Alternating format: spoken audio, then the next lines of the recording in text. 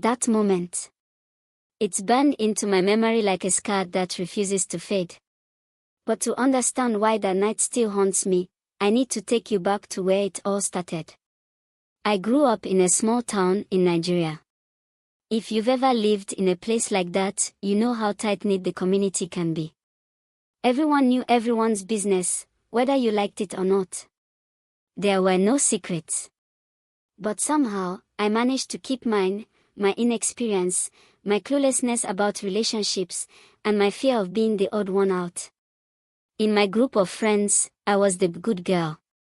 The one who always stayed in her lane, focused on school, and avoided unnecessary drama.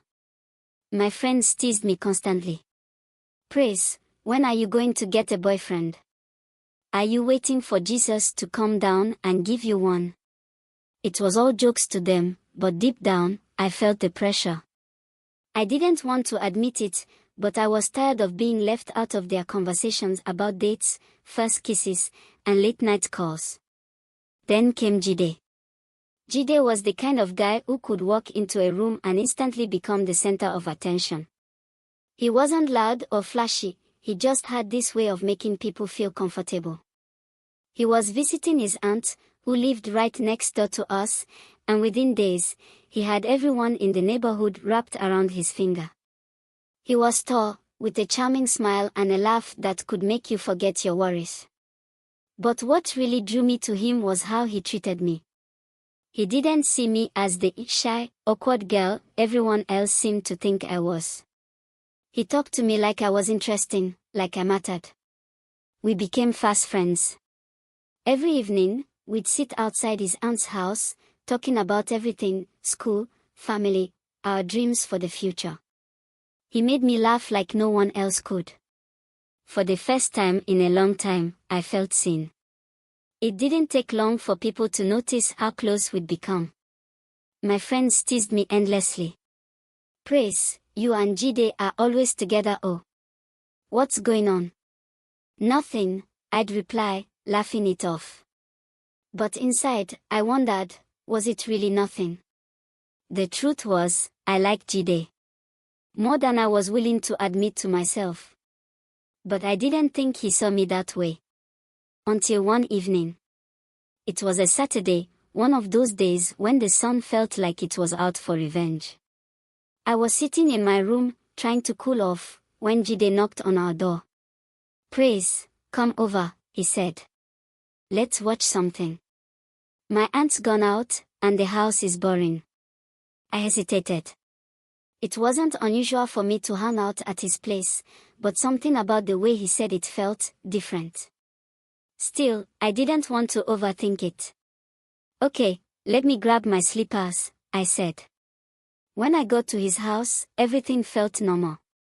We sat in the living room, talking like we always did. But then, just as we were settling in, Nipper did what Nipper does best, the power went out.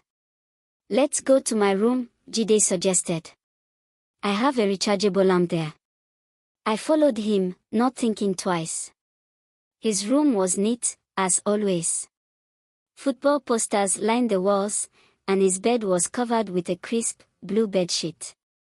He turned on the lamp, filling the room with a soft, yellow glow. We sat on the bed, and for a while, it was just like any other day. We talked about school, laughed about his aunt's funny habits, and joked about how unreliable Nipper was.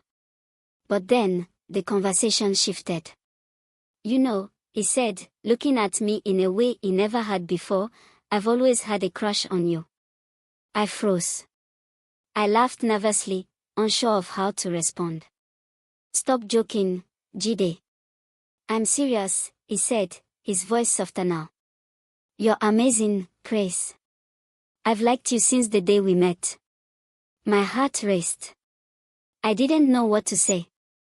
No one had ever said something like that to me before. Before I could process his words, he leaned in. His lips brushed against mine, and my mind went blank. Part of me wanted to pull away, to say something, but another part of me didn't. I didn't stop him. One thing led to another, and before I knew it, we crossed a line I wasn't ready to cross. It was nothing like what my friends had described.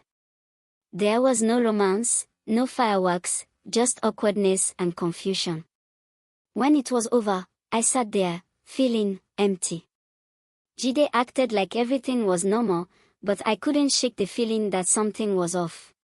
Then it happened.